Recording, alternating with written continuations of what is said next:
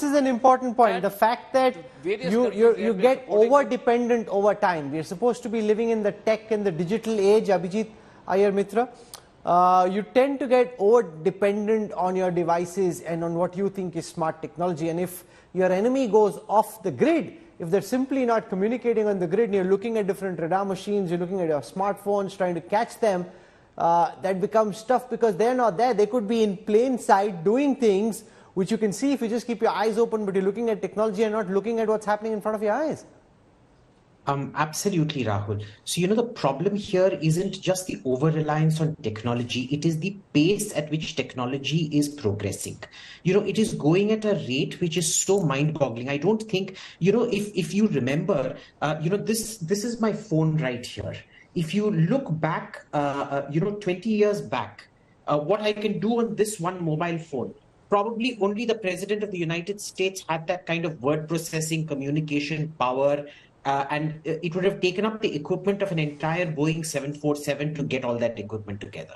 Today, I'm literally holding it in the palm of my hands. So, technology is going so fast at the moment.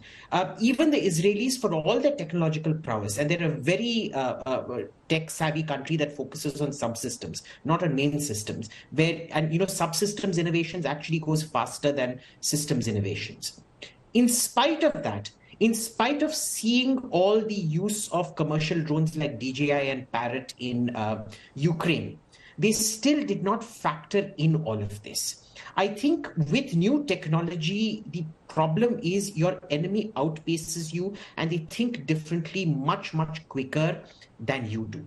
This is one problem. The second problem is, to add to what General Hasnain said, where Israel doesn't have depth. So what they do is they combine multiple different kinds of sensors and fuse the imagery, or rather the product. So for example, there will be motion sensors, there will be infrared cameras, there will be ground radars and things like that to detect ingress happening. And the fences are electric so that when they're cut, it sends off a signal.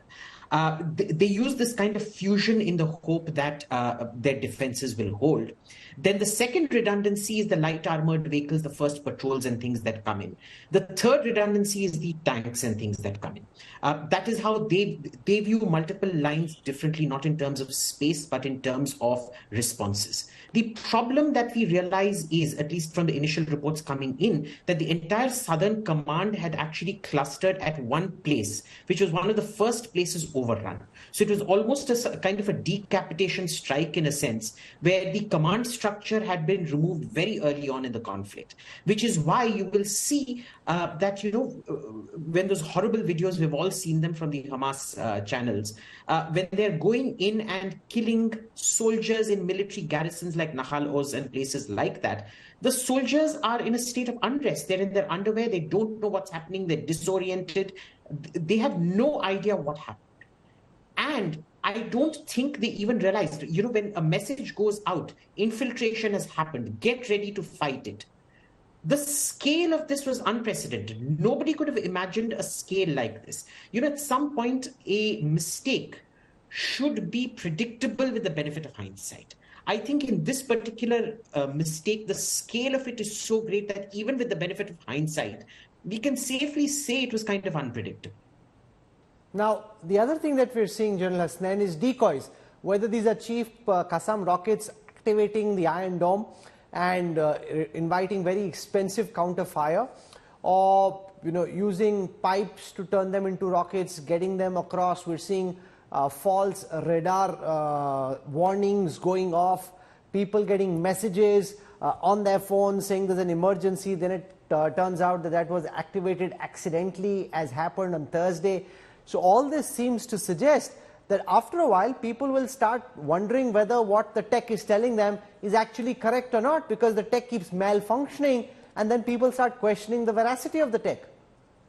Absolutely, Rahul. This is something which is very important. It's a very important point that you are making. Warnings of this kind repeated over a period of time, and probably Hamas had studied this extremely well, giving out warnings which are contradictory to each other, taking back particular warnings at a particular time, etc. All this leads to the confusion and the command and control setup goes into a complete kind of a paralysis. One thing I can vouch for is we have been hearing about 5,000 missiles or whatever aerial means they've used. My visits to Israel did reveal to me that the estimate that Israel had 5-6 years ago of the kind of munitions which were held by Hamas and Hezbollah was to the tune of over 100,000. And they knew very well that the Iron Dome cannot, under any circumstances, withstand that or neutralize that. So I'm not sure what had they done to ensure that whatever leaked through, how were they going to look at that particular aspect? Because the destruction would be immense. And that's exactly what has happened. Is this something, Frederick Landau, that's throwing people off in Israel? The fact that everyone's getting emergency SMSs only for the government to later clarify that this got fired accidentally. Radars keep going off. It looks jammed. Looks like even in North Israel there's a massive incursion taking place. Later that turns out to be false as well. So how is this tech malfunctioning and Hamas's ability to beguile the tech, to send it on the wrong path and to just confuse the hell out of what the tech is telling people? So just let me explain. This has nothing to do with the enemy's capabilities. This wasn't some kind of a cyber attack. This was a man error. This was a complete mistake that took place in the war room, and the wrong message was basically sent out to all the citizens. Yes, it made us a little edgy. Yes, some people might have ran to their safe areas for no reason. But it's, as we would all say, better safe than sorry. But it's very important that Hamas and the enemy had nothing to do with this. This was not some sort of a cyber capability or messing with our radar. The Iron Dome is working fantastically. Just take into account 6,000 rockets. 6,000 have been shot towards Israel, and only a few of them have actually hit the targets that they were aiming for, which is also important to mark out that these are civilian targets that they are aiming for. We're talking about people's homes. So the Iron Dome is working very well, but it is of course not the only answer, and we will have to go onto the offense to make sure that these incidents no longer happen.